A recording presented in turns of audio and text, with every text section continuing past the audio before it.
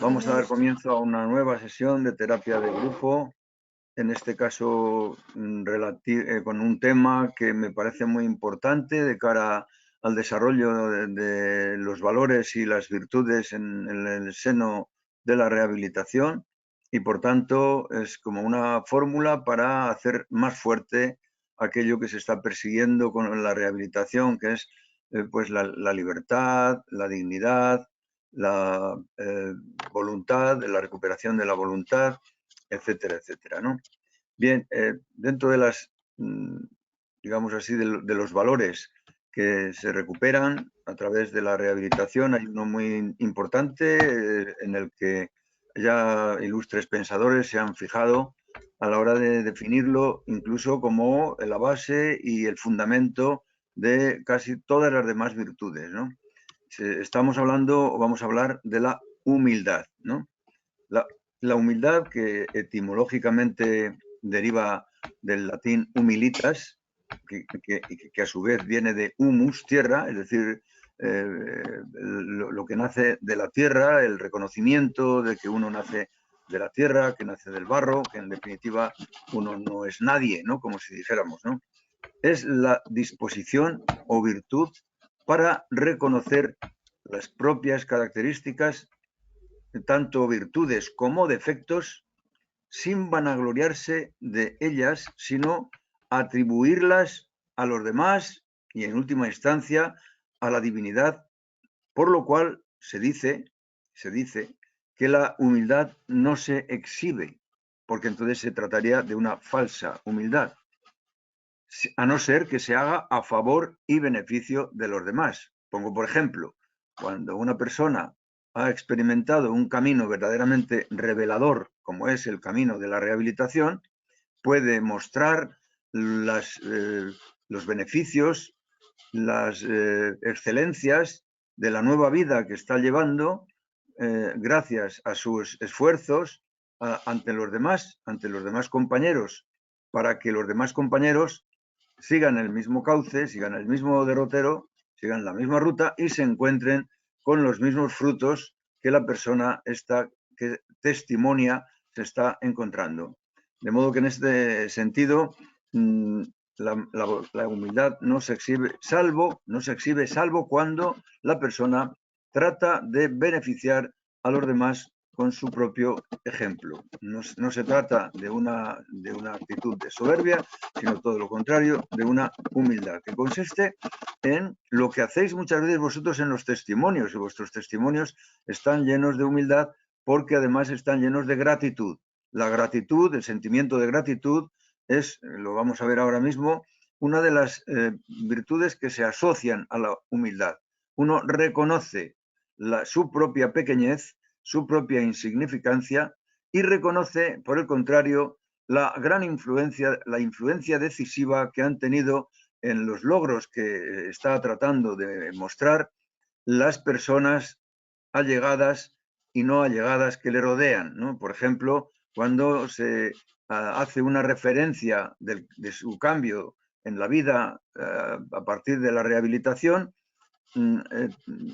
atribuyendo la autoría principal de ese cambio, no ya uno a sí mismo, sino a las personas que le rodean, a su familia, a la asociación, a los compañeros,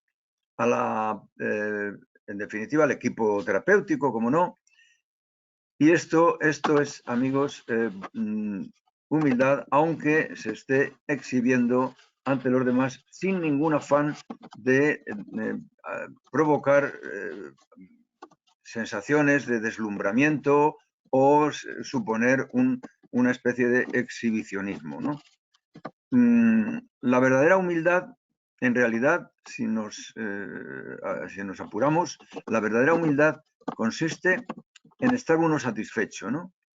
Estar uno satisfecho con lo que tiene, con lo que es, el sentimiento de conformidad con la vida, que es algo que creo que ya muchos de vosotros estáis intuyendo, que la humildad es una de las virtudes, es una de las disposiciones que le faltan al adicto en ejercicio. Bien claro y bien alto digo en ejercicio, porque efectivamente, lo estáis adivinando, al adicto le falta humildad y le falta lo contrario, el problema, digamos así, la anomalía contraria, que es la soberbia. Muchos de vosotros habéis adoptado una actitud de soberbia durante vuestra adicción. Se os ha dicho por activa y por pasiva, por parte de la familia, que no teníais buen camino, que no estabais en el camino correcto, que llevabais una vida de perdición, y sin embargo vosotros adoptabais una postura de autosuficiencia, pensando, pobrecillos, no saben lo que dicen, pobrecillos, no saben lo que voy a conseguir, pobrecillos, no saben que esto para mí es, digamos, el futuro, ¿no? En definitiva, el adicto hace una distorsión cognitiva sobre su trayectoria en la vida y piensa que el porvenir que le espera es verdaderamente grandioso, ¿no? O sea que el adicto carece, por decirlo así, carece de humildad porque se atribuye las cosas buenas y curiosamente, no se atribuye las malas, se atribuye cosas buenas, pero en cambio, por ejemplo, vamos a suponer cuando pierde el adicto en sus afanes lúdicos, cuando pierde siempre busca algún culpable, alguna circunstancia responsable a la que pueda responsabilizar, o a alguna persona que pueda tener a su alrededor, incluso recurriendo, como no, a la superstición. Si entra una persona allá donde está jugando, si le dicen algo que le distrae, si entra alguien que le conoce y que le fastidia la concentración, etcétera, etcétera, ¿no? Bien, entonces decía que en realidad muchas veces la humildad se puede también interpretar como sentido de la conformidad, sentimiento de conformidad con aquello que se tiene, aquello que se es y aquello que se tiene. Muchos de vosotros habéis llegado a la adicción precisamente por la falta de ese sentimiento de conformidad. Habéis peleado, os habéis rebelado contra vuestro destino, habéis pensado, esto yo lo tengo que cambiar, yo tengo que llegar a otros niveles, me siento superior a los demás y lo tengo que demostrar, pero elegíais el camino equivocado. Pues bien, ese sentimiento de satisfacción es el que define precisamente la humildad, esa virtud que durante la rehabilitación vosotros poco a poco vais recuperando. La humildad consiste, en definitiva, aplicándolo al campo de la rehabilitación, en reconocer que los méritos de la rehabilitación, los beneficios y los frutos, los buenos frutos de la rehabilitación son obra o son el resultado de la acción de los demás, y por el contrario, atribuir los buenos, los malos frutos, por ejemplo, las incomodidades que conlleva la rehabilitación, el sufrimiento, el duelo, a veces la inseguridad, el sentimiento de desvalimiento que se tiene al principio, sentimiento de pena, sentimiento de tristeza. Bueno, pues esas cosas que en realidad son malas, la verdad es que se las tendría que adjudicar la persona en rehabilitación a sí misma, no procurar, no pensar en endilgárselo a los demás. Cuando algunas veces se tiene un estado de duelo, se mira hacia los lados, se encuentra a la familia y se dice, mira, por culpa vuestra estoy yo así, ¿no? Por culpa vuestra tengo el duelo, por culpa vuestra tengo este estado de inseguridad que tengo, o este estado de humillación que tengo. En definitiva, la humildad, insisto, consiste en atribuir a los demás lo bueno de la rehabilitación y atribuir a sí mismo los males, las cosas malas o negativas que conlleva la rehabilitación, aunque sean solamente a título de medios para alcanzar el fin. Bien, pensar que uno no sabe Pensar que uno, o saber que uno no sabe, eso es humildad.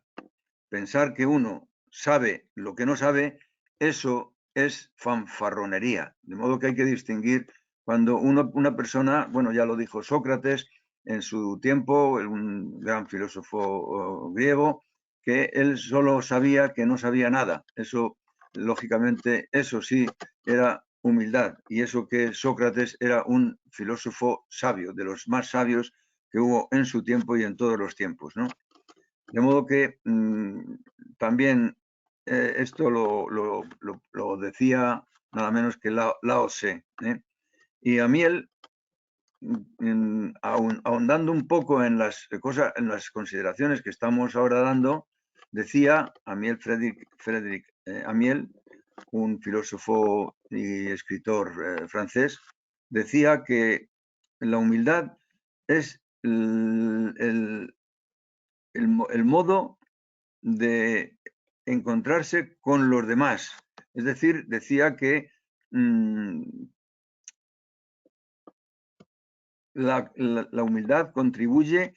a la unión de las personas, igual que el orgullo y la soberbia contribuyen, que son sus contrarios, claro, contribuyen a la separación de las personas, porque distancia a las personas. El orgullo pretende establecer una jerarquía, una distancia entre la propia persona y los demás a los que ve por debajo. Y en cambio, en la humildad, lógicamente, pues la persona se siente unida a los demás a través de ese sentimiento de deuda, de endeudamiento. La persona con humildad siente deuda hacia los demás, deuda moral de agradecimiento hacia los demás. La gratitud, por lo tanto, es uno de los sentimientos, de las virtudes que más se asocian a la humildad.